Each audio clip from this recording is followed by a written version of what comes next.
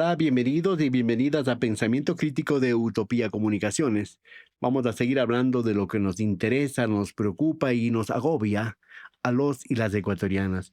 Esta vez vamos a hablar de seguridad, vamos a hablar de narcotráfico, vamos a hablar de la presencia del señor Marco Rubio la semana pasada en nuestro país, para lo cual he invitado a una conocedora de estos temas, Carla Álvarez Velasco. Ella es doctora en estudios políticos y ciencias sociales, analista e investigadora de seguridad, narcotráfico y política internacional, docente de la Universidad de Posgrado del Estado, el IAEN. Gracias, Carla, por venir acá a los estudios de Utopía Comunicaciones y el programa Pensamiento Crítico.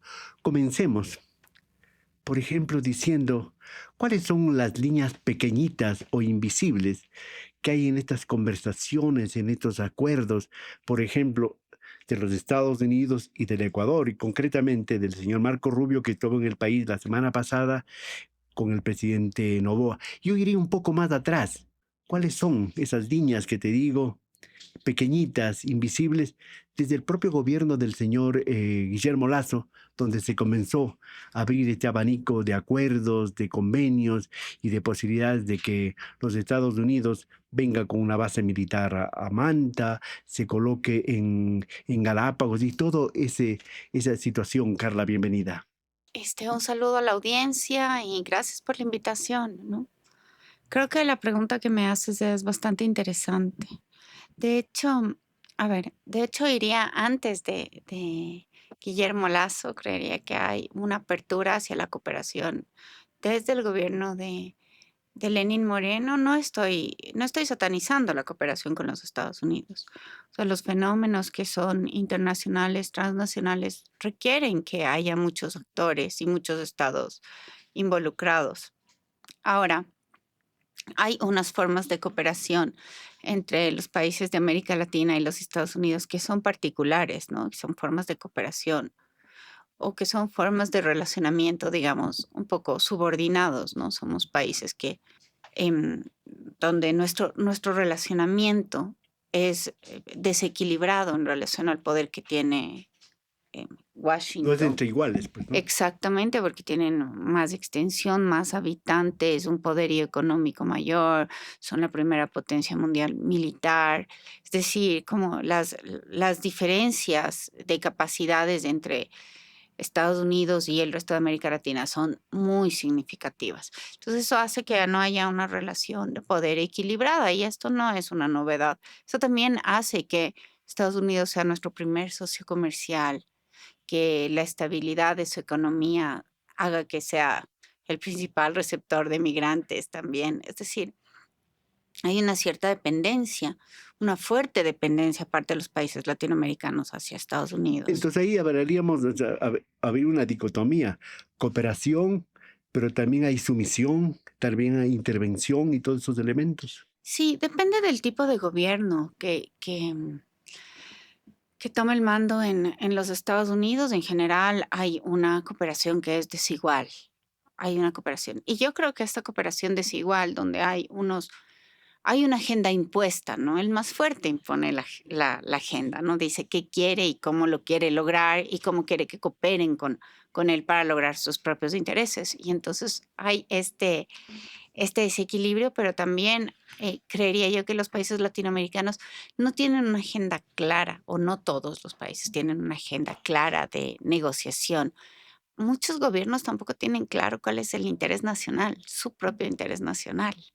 Y eso complejiza y desbalancea aún más la relación de poder, incluso en desmedro de los países más débiles. Me parece que hay que ser como pragmáticos, siempre va a haber un desequilibrio, o sea, esto no hay cómo negarlo.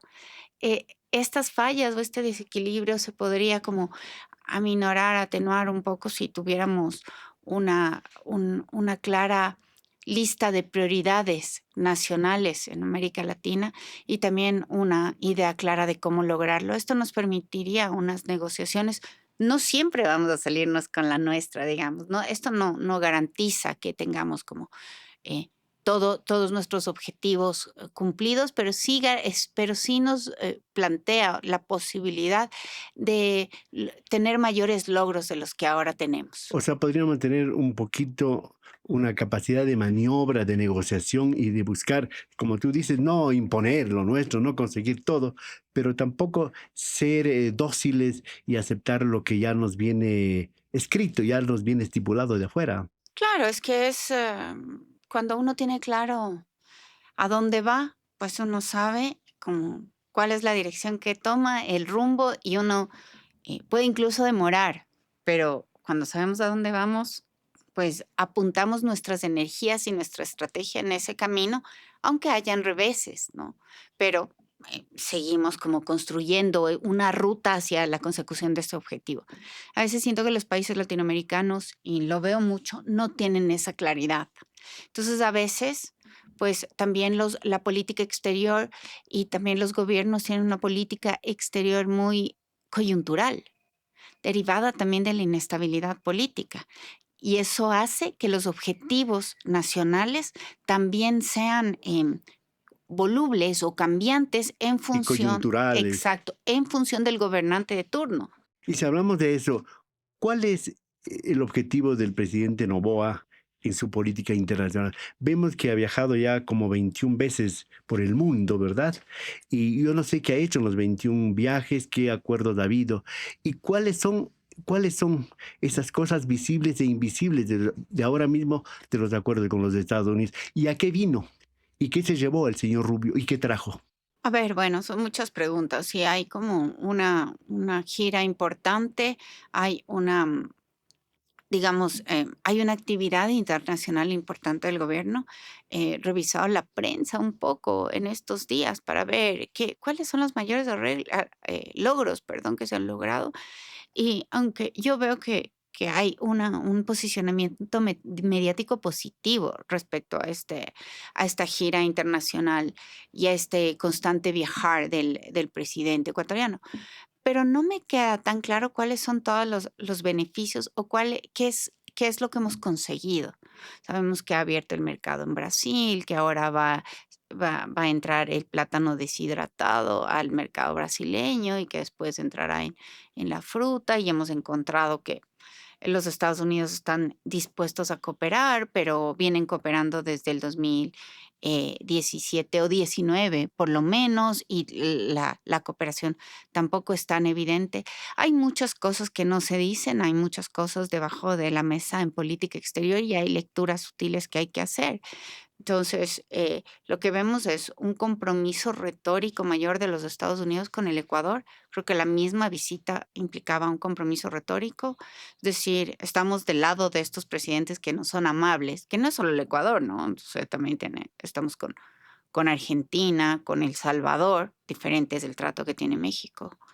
Pero hay como este espaldarazo al gobierno de Noboa por parte de los Estados Unidos, sin que nosotros hayamos visto logros concretos. Como yo decía, en la época del presidente Lenín Moreno, y nosotros ya tuvimos operaciones en cooperación con el gobierno norteamericano. De hecho, había sobrevuelos de unos aviones Orión P-4 que, pese a que la Constitución decía que no vamos a tener esta cooperación militar extranjera, pues se permitió que vengan estos aviones con tripulación norteamericana y que hagan estos sobrevuelos siempre, porque esta es como una retórica estándar, siempre para lograr la lucha contra el narcotráfico. Después viene el Lazo, perdóname, y después viene el Lazo y se firman una serie de acuerdos, se firma el memorando de entendimiento, se firman los acuerdos SOFA, y ahora vemos que hay como una nueva fase donde hay un acercamiento incluso mayor. Y en todo este tiempo lo que vemos es que el volumen de las incautaciones sigue creciendo, lo cual no es malo, puede ser un indicador positivo, pero de la mano nosotros tenemos también un incremento en las muertes violentas, tenemos también como un fuerte embate de las organizaciones criminales en otros ámbitos, como la minería ilegal. Es decir, no está tan claro ¿De qué manera nos ha beneficiado esa cooperación? En todo caso, también está dentro de la dinámica de esto, de esta disputa China-Estados Unidos, de la disputa Venezuela-Estados Unidos. ¿Qué gana el Ecuador? ¿Qué gana la seguridad ecuatoriana, por ejemplo, a declarar a los lobos y a los choneros como terroristas en los Estados Unidos? A ver, también hay varias cosas para decir aquí. Lo primero es que, a ver, los Estados Unidos han estado muy interesados en mantener un distanciamiento, mantener una distancia entre América Latina y China, ¿no? Hay analistas que dicen que esta visita de Marco Rubio se da después de la visita o la gira por el Asia De del Novoa. presidente Noboa y que esto es como, uy, hay que llamar al orden las cosas, no podemos permitir este acercamiento, hablándola así coloquialmente. Y puede ser que sí, nosotros vemos que durante el gobierno del presidente Lenín Moreno se firmó un acuerdo de cooperación donde hubo un préstamo en condiciones preferenciales de aproximadamente 3.500 millones de dólares para evitar que sigamos consumiendo tecnología china. Y esto ya fue más o menos en el 2021. Sí, y bueno, nosotros tenemos como esta fuerte influencia de los Estados Unidos tratando de mantener una distancia con China. Ahí es cuando yo digo que la agenda de prioridades tiene que estar clara para los países. ¿Qué es lo que nos conviene? ¿Qué tecnología nos conviene más? ¿Quién va a ser el proveedor que mejor satisfaga nuestras ¿Quiénes nos necesidades? condicionan menos? Exactamente, también. Y porque la compra de tecnología es muy cara. A la final nosotros hacemos enormes esfuerzos por comprar tecnología. Ahora mismo el EQ911 tiene una tecnología que está cayendo en la plena obsolescencia, porque claro, es tecnología comprada en el 2013, necesitamos una renovación. ¿Con quién se va a hacer esa renovación? ¿Quién va a ser el oferente que nos dé mejores condiciones para no perder este servicio para el que gastamos tanto dinero en su Y en este momento? momento, ¿no? Ajá, tan delicado para el país. Entonces, aquí es cuando los gobernantes deben tener claro cuáles son nuestras prioridades. Sí, tal vez una prioridad es mantener una buena relación con los Estados Unidos, que es muchísimo más cercano que China. Puede ser una opción, pero bueno, nos mantenemos este alineamiento. ¿De qué manera este alineamiento con el hegemón nos va a beneficiar en términos materiales, tecnológicos, económicos? Esa es como la agenda en la que nosotros debemos tener prioridades y que no tengo tan claro que hayan estas prioridades. Nuestra prioridad declarar al cartel de los soles como terroristas para entrar dentro de la dinámica de decir que Maduro es líder de ese cartel y tomar como pretexto, qué sé yo, una invasión a Venezuela. Yo creo que la retórica del narcotráfico es una retórica que la vieja confiable, ¿no? Cuando queremos hacer cualquier cosa, pues aludimos al narcotráfico y como que empiezan a cobrar sentido las cosas. Pero este sentido es retórico, no es ficticio. Ahora, que hayan declarado a los carteles o a los grupos criminales ecuatorianos como terroristas, que esto fue una de las cosas que declaró Marco Rubio, pues lo que implica es que em, Estados Unidos puede intervenir internacionalmente. Bueno, también se pueden eh, decomisar o retener como los bienes, los dineros, pero también puede haber una invasión militar, ¿no? A nombre de la lucha contra el terrorismo y esto nos pone en una situación, creo que de vulnerabilidad. Ahora, en este momento no necesariamente, porque bueno, tenemos un gobierno alineado con los Estados Unidos, pero el Mientras momento hagamos los deberes, no hay problema, ¿no? exactamente. Entonces, aquí el punto con Venezuela es igual, ¿no? ¿Qué tan fuerte es el cartel de los soles? No lo sé. Probablemente los otros países o el primer país productor de cocaína en el mundo, que es Colombia, tenga otros carteles incluso más fuertes que el cartel de los soles, ¿no? Ahora, ¿por qué es prioridad el cartel de los soles? Porque Venezuela no está haciendo los deberes, porque no está alineada Venezuela con los Estados Unidos. Y esto No es una defensa Maduro, por si Exacto, no, acaso. no es una, es un mirar descarnado de la realidad internacional, viendo que los Estados Unidos están abdicando de varios de sus principios y están como siendo mucho más oportunistas en su política exterior. Cara, la gente dirá, bueno, siempre se dice que en Ecuador se ha incautado tantas toneladas que en Colombia. ¿Por qué no se incauta en los Estados Unidos? Porque allá llega, pues, ¿no? En los aeropuertos, en los puertos, en los mares de los Estados Unidos, no se incauta, o menos no se sabe. O porque o no hay bandas, no hay carteles en los Estados Unidos, que, que también dice, ¿cómo es? O sea, si allá llega la cantidad de droga a Estados Unidos y a Europa ahora, y también, ¿qué se ha hecho o qué hace Estados Unidos para controlar, por ejemplo, el consumo de su población? Bueno, los Estados Unidos tienen una política de incautación que está muchísimo más centrada en el lugar de producción y de oferta. Sí, es decir, como que utilizan las estrategias de mano dura para reducir la oferta en los propios países de origen de esta, En los productores. exactamente.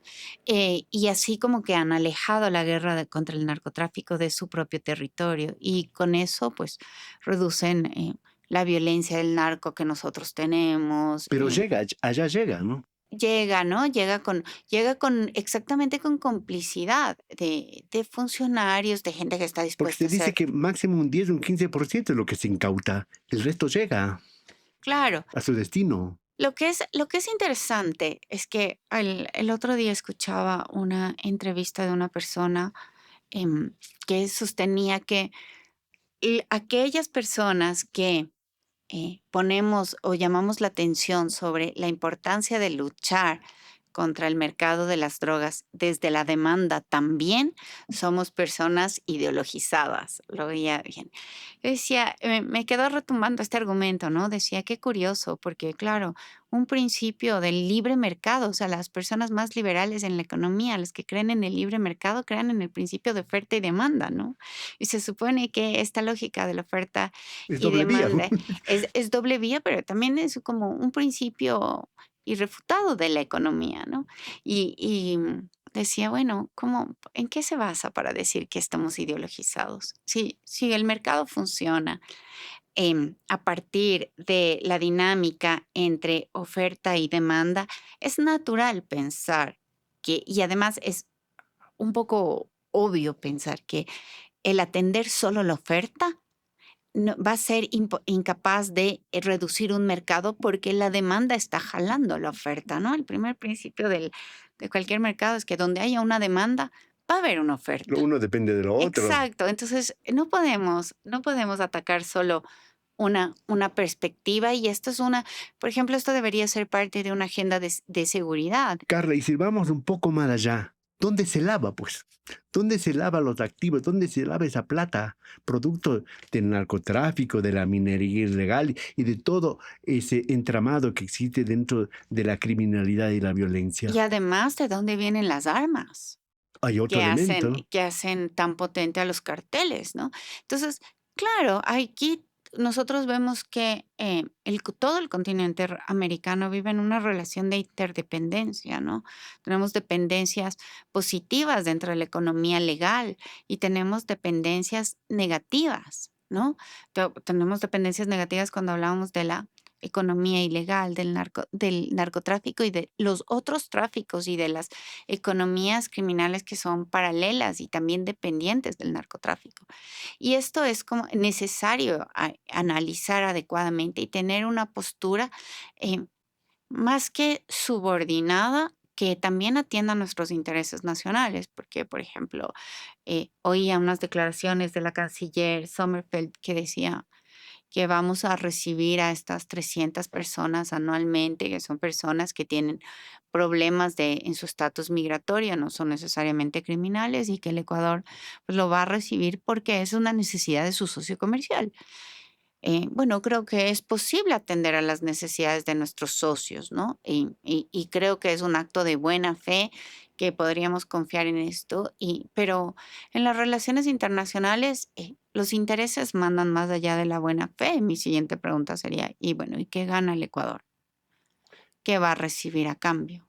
Porque incluso el señor Rubio dijo en la rueda de prensa que ellos no toman en cuenta, que no hacen caso, por ejemplo, lo que dicen las Naciones Unidas, que la droga no sale necesariamente esas cantidades que dice, por ejemplo, de Venezuela, que son de otros lados y son por otras vías lo que sale la droga, lo que sale el contrabando. Pero los de Estados Unidos, lo que dice el señor Rubio, a ellos no les importa, no hacen caso a esa información, esas investigaciones, porque ellos tienen su propia dinámica y sus propios intereses. Bueno, ahí volvemos a que es que justamente el gobierno de los Estados Unidos no está, o el gobierno de Venezuela no está alineado con lo que está pidiendo ahora Estados Unidos, con las demandas que tiene.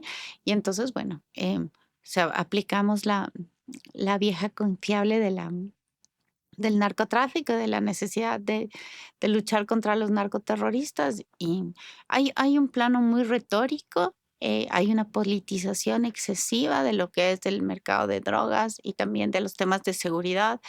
Y esto se está viendo claramente en el manejo que tienen de la política exterior los Estados Unidos ahora mismo. O sea, de lo que se sabe, de lo que queda de la visita del señor Rubio son los anuncios y el ofrecimiento de $20 millones, más o menos, ¿verdad? Esto de declarar y poner en la página web ya del Departamento de Estado a los lobos y a los choneros como terroristas internacionales. Y bueno, también esto de recibir anualmente 300 expatriados, no expatriados, deportados, ¿no? De terceros países. ¿Y todo eso será o hay otras cosas por O debajo? sea, yo creo que ya esos temas deberían invitarnos a la reflexión. O sea, como en qué condiciones van a llegar estas 300 personas. ¿Van a llegar a un centro de reclusión o van a incorporarse a la sociedad? Esto no me queda claro. Estos 20 millones de cooperación, ¿de qué manera van a llegar al Ecuador? En general, la cooperación norteamericana también ha llegado de manera en equipamiento, en capacitación, no necesariamente en recursos económicos. Y esto ya lo vimos en el gobierno de Lazo, que también firmó un acuerdo de cooperación en el que están comprometidos más o menos 30 millones de dólares.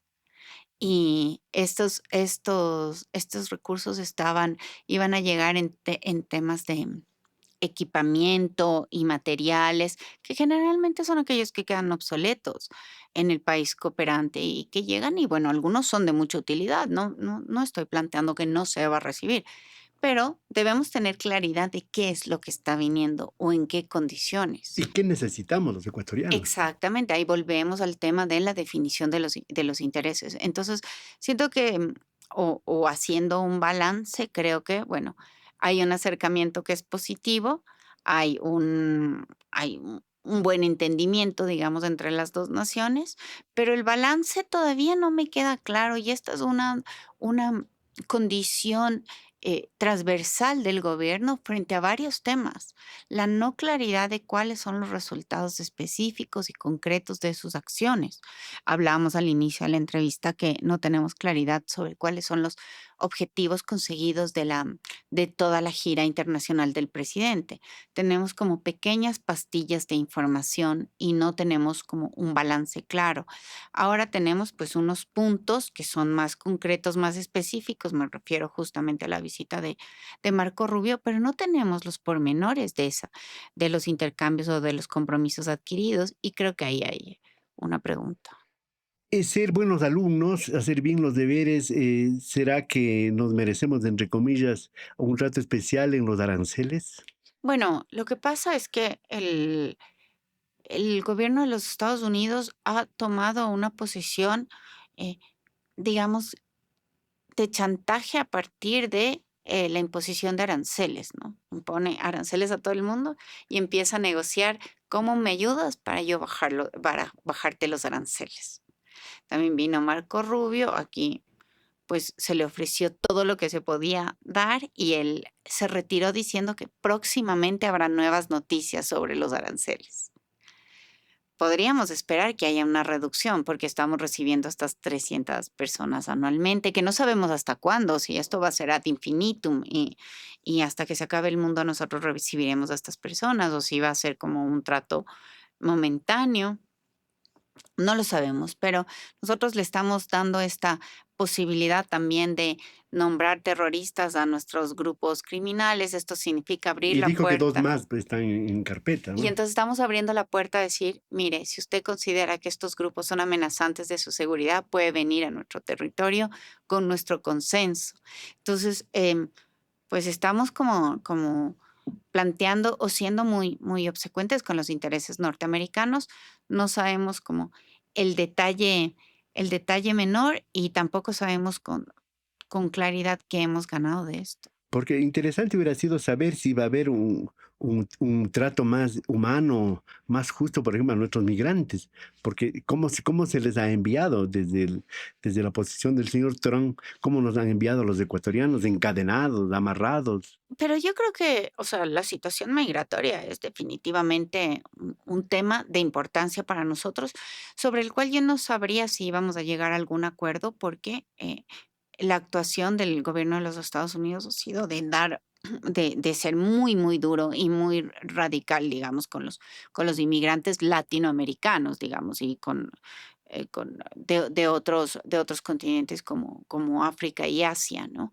Pero no ha sido el mismo trato para gente, digamos, menos racializada como, los europeos, etcétera. Bien, pero, claro, nosotros, vamos a recibir a esta gente, y pero no tenemos claridad sobre cómo van a tratar a nuestros migrantes. Creo que no íbamos a llegar a un acuerdo sobre ese punto, digo, por esta posición tan dura que tenía, pero probablemente sí habría sido un logro muy concreto que nosotros hayamos salido de esta reunión con una reducción de aranceles, ¿no? Hablando en términos del pragmatismo norteamericano, que vemos que es lo que manda en su agenda exterior. Habría sido súper interesante tener esta reducción de aranceles y decir, nosotros estamos cediendo en favor de nuestros productores, de nuestro sector comercial que genera empleo y esa generación de empleo significa que no vamos a tener ecuatorianos huyendo hacia los Estados Unidos porque estamos creando condiciones para que se queden en Ecuador. Eso hubiera sido fantástico, un logro importante para el gobierno, pero nos vamos todavía con una expectativa, con una promesa a futuro. Vendrán buenas noticias, pero no sabemos de qué tipo. Mientras estamos discutiendo esto nosotros, mientras en el Palacio de Gobierno se reunió el señor Rubio, siguen muriendo ecuatorianos. Sigue la violencia, sigue el Ecuador encaminándose a que el 2025 sea el año más violento de la historia de nuestro país, porque ya lo fue el primer semestre, ¿verdad? De este año. Eh, se sigue pues debatiendo el asunto de leyes urgentes en la Asamblea, aprobando, eh, según los expertos, violando todas las formas y con fondos demasiado dudosos, esa confrontación con la Corte Constitucional, marcha que se viene en Guayaquil el El próximo 11 de 11, el 11 de septiembre. septiembre. Uno, todo eso, ¿qué significa? ¿Cómo habría que leer? ¿Cómo habría que digerirlo eso? Bueno, lo que estamos viendo es que hay un cambio del marco normativo legal ecuatoriano. Estamos yendo, haciendo una transición desde este Ecuador que tenía una constitución súper garantista y que que algunas personas sentían que esto generaba como o obstaculizaba determinadas gestiones del gobierno, en lo económico, en lo de seguridad y en otros campos también. Y ahora estamos viendo esta transición del marco normativo y estamos viendo que hay la transición en el campo de seguridad está orientada hacia la aplicación de políticas de mano dura, de protección hacia las instituciones encargadas de hacer cumplir la ley, que son Fuerzas Armadas y Policía, fortalecerlas, protegerlas, incluso con impunidad, para que actúen con mano dura frente al crimen organizado. Claro, esta es una manera de actuar que no necesariamente está basada en evidencia, ¿no? No tenemos ningún país en el mundo que aplicando la mano dura haya salido de estas condiciones. Ya tenemos, por ejemplo, em, países como Brasil, que ha tenido tantos problemas con el uso de la fuerza militar, con el uso de las armas para combatir al narcotráfico en las favelas y no se ha logrado, porque son problemas que exceden lo local, lo territorial, ¿no? Y más bien la violencia, pues, se mantiene estable. Ahora, eh, a ver, Brasil, Colombia, México eran países con una violencia desbordada, ¿no? Que ahora parece que tuvieran bajo control su violencia en relación a los indicadores que muestra Ecuador, que es como que los excede y en algunos casos hasta duplica, ¿no? Este año nosotros podríamos estar duplicando la tasa de violencia de Colombia. Entonces, lo que te diría es que estamos cambiando el marco normativo, estamos cambiándolo para ir hacia una intensificación del uso de la mano dura. Sin embargo, es en el tiempo en el que se viene aplicando, desde el conflicto armado no internacional y desde las otras medidas que se han dado, no vemos resultados concretos. Vemos un empeoramiento de de las circunstancias, de la situación que tenemos, incluso dentro del sistema carcelario. Si tú ves el reportaje que salió, me parece que ya hace un par de semanas de Tierra de Nadie y Conectas, pues lo que vemos es que las muertes violentas siguen ocurriendo en Ecuador, no se están explicando, han cambiado de forma, ya no están en forma de masacres. No podemos hablar de un sistema carcelario pacificado, pese a que está, em, el sistema carcelario está siendo como ocupado o controlado por los militares, pero no tenemos los resultados que se nos había ofrecido. Entonces estamos en una situación donde, eh, desde mi punto de vista, la estrategia utilizada puede ser una estrategia que nos lleve a empeorar la situación. Estamos conversando y vamos culminando con Carla Álvarez este diálogo, pero todas las leyes, todas las acciones, todos los relatos, las narrativas del gobierno son en torno a esto de la violencia, de la inseguridad, de la guerra interna. Y ahora también la consulta popular. Sí, que se le ha caído la consulta popular prácticamente al gobierno, las marchas también de por medio. Todo eso, ¿en qué puede terminar? ¿Qué va a pasar? Una consulta popular donde se han caído 4 preguntas, donde hay las leyes aprobadas por la Asamblea urgentes del gobierno también están en entredicho. ¿Y cuál será el siguiente paso del presidente Noboa y de su gobierno?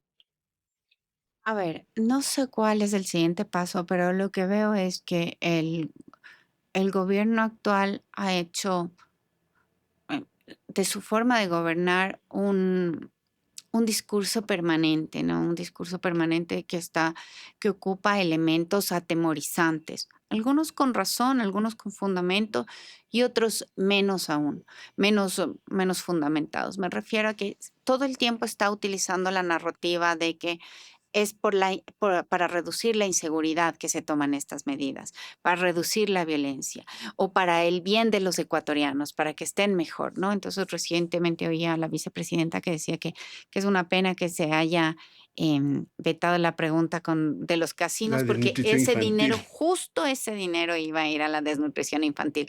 Y casi, casi que hay una retórica de qué maldad de la Corte que le quita la posibilidad al gobierno de financiar una acción en favor de los niños y niñas. Y dices, bueno, ahí hay una determinada perversidad, porque hay recursos para hacer, si bien el Ecuador es un país como muy pobre, lo que tenemos es un fuerte endeudamiento, tenemos subida de impuestos, podríamos tener como una repriorización de urgencias del país para ir invirtiendo. La inversión en los niños debería estar en el número uno, en el top one de las prioridades del presidente, pero no lo está. Entonces, creo que hay una retórica muy fuerte que está hablando de la seguridad, de la lucha contra la inseguridad, de la lucha contra la violencia, de la atención a los niños, tanto en acabar con la desnutrición como en eliminar la vinculación o el reclutamiento infantil por parte de las bandas de crimen organizado. Entonces, hay estas retóricas que son muy conmovedoras que no han estado acompañadas de logros concretos. Y acompañado de que quienes critican o quienes tienen una opinión diferente son enemigos. Exacto. Entonces está criminalizando a la oposición, pero criminaliza a la oposición, pero no tiene logros concretos. Entonces podríamos decir que hay un vaciamiento de la política, ¿no? Y que se queda únicamente en una discursividad que no viene acompañada de transformaciones sociales contundentes, pese a la urgencia que enuncia cuando se implementan, pues, los discursos para justificar los cambios de las normas o para justificar determinadas acciones, en fin.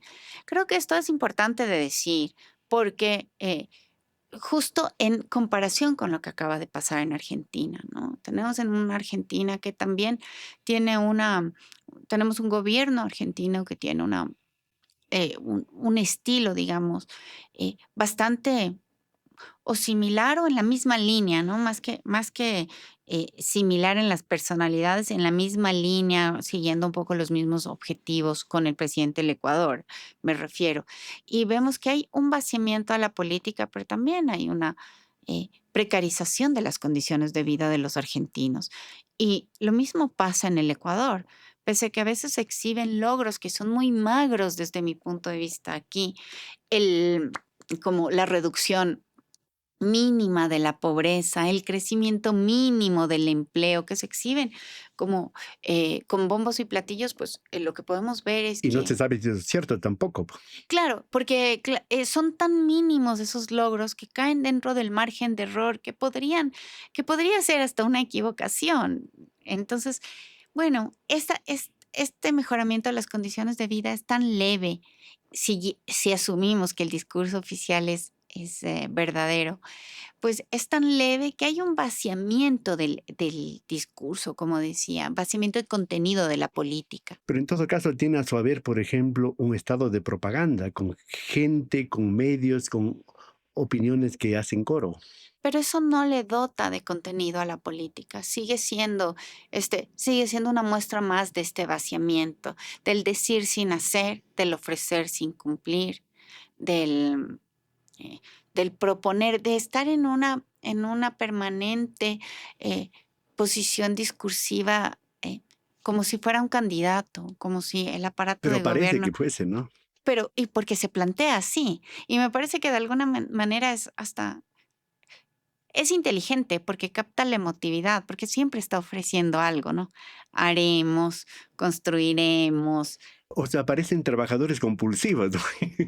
Es- ya, trabajamos, pero trabajamos, trabajamos, pero no se ve, ¿no? Pero ofrecemos un futuro. Entonces, ofrecemos esperanza, porque lo haremos, lo lograremos. Bueno, pero debe hacerlo ya. Pero la Eso, gente hasta cuándo puede estar en la expectativa del ofrecimiento y no de la concreción. bueno, yo creo que el pueblo ecuatoriano tiene una enorme capacidad de resistencia, de resiliencia y una enorme capacidad de confianza en sus líderes, porque nosotros venimos viendo este estilo de gobierno desde el presidente Guillermo Lasso, que siempre estuvo ofreciendo cosas, es que vamos a hacer, es que vamos a lograr tal cosa, es que siempre era una discursividad de campaña y ahora vemos Y el que, peligro de caer en el masoquismo. pues no lo sé, yo creo que puede, lo que pasa es que el deterioro de las condiciones de vida puede llegar a un punto que eso podría alarmar a la gente. Ahora, han caído los indicadores de popularidad del presidente, ¿no? En los últimos meses y eh, esto podría Esto nos muestra, más bien dicho, que hay un desencanto, ¿no? Hay un desencanto y también hay una valoración, ¿no? Entre lo que me ofrecen y lo que me cumplen, pues, ¿qué hay? Y hay una brecha y esa gente se ha ido desencantando de la política. No es la mayoría, todavía. No es que hay una gran cantidad de población que está súper desencantada. Todavía no. Hay gente que todavía le da un voto de confianza. Pero puede erosionar porque tenemos la crisis en la salud, en el asunto de la educación, esto mismo de la inseguridad que sigue creciendo. En todo caso, ¿cómo crees que va a terminar este 2025 dentro de los términos de la seguridad, dentro de los términos de la política del gobierno de hacer frente, dice, a toda esta lacra de la violencia? Bueno, el 2025 en términos de violencia está jugado. Es decir, nosotros ya podemos hablar del 2025 más violento de la historia, porque a veces veo que en los medios se dice "el más violento de los últimos años". No, es el más violento de la historia. Eso se puede registrar como en la línea de tiempo, ¿no? Nosotros vemos que hay una violencia muy asociada al porte de armas de fuego, el incremento del uso de armas de fuego para cometer homicidios y asesinatos es el más importante en el Ecuador. Ecuador es el país que utiliza más armas de fuego para asesinar a otras personas en el mundo. O sea, somos el país que tiene más violencia armada en todo el mundo. Y no vemos ninguna medida, por ejemplo, para ir para evitar la proliferación de armas en la sociedad. Eso no se ha visto.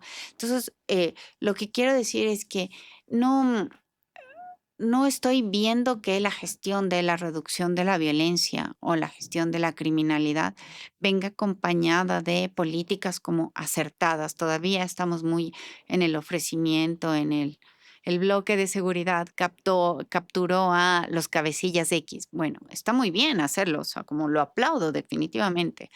Bueno, ¿qué vamos a hacer para que en este grupo, en los lobos, los choneros o como se quieran llamar, suba y tome el mando el siguiente? ¿Qué vamos a hacer para evitar que salga droga de los puertos, por ejemplo? ¿Qué vamos a hacer para mejorar la incautación, el decomiso de armas?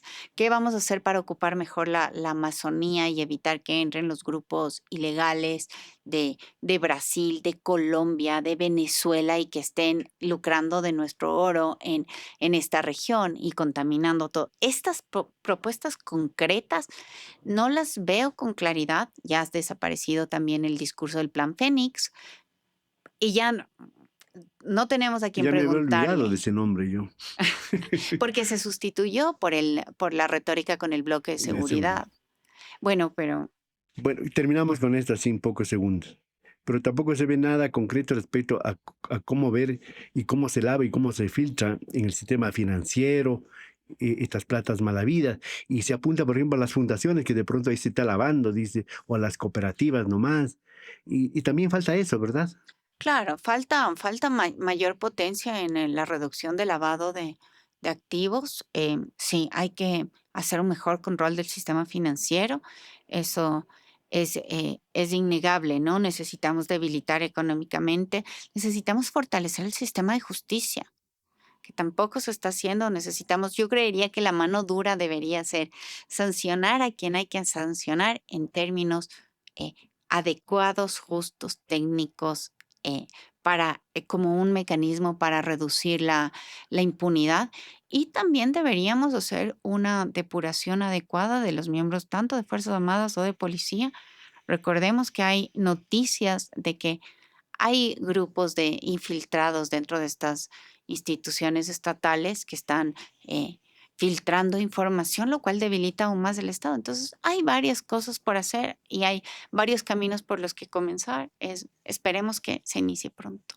Sí, hay que sacarle del TikTok, hay que sacarle de la propaganda, todos estos elementos y ponerse a trabajar. Hay que recordar que el señor Noboa está o va a estar 21 meses gobernando este país, no 100 días, 21 meses porque él se posesionó el 23 de noviembre de 2023. Señoras y señores, agradezco la presencia, las reflexiones, la opinión de Carla Álvarez Velasco aquí en Utopía Comunicaciones de Pensamiento Crítico, hablando de este tema que a todos nos preocupa y al rato no nos deja dormir, no nos deja con tranquilidad desarrollar las actividades que se deberían o se podrían hacer en el Ecuador. Señoras y señores, gracias por su sintonía. Esperamos que compartan, que comenten, nos sugieran, nos critiquen. Para eso estamos. Y se suscriban a Pensamiento Crítico en Utopía Comunicaciones en YouTube. Muchas gracias, Carlas. Bienvenida y hasta siempre. Muchas gracias, Fernando. Hasta la próxima.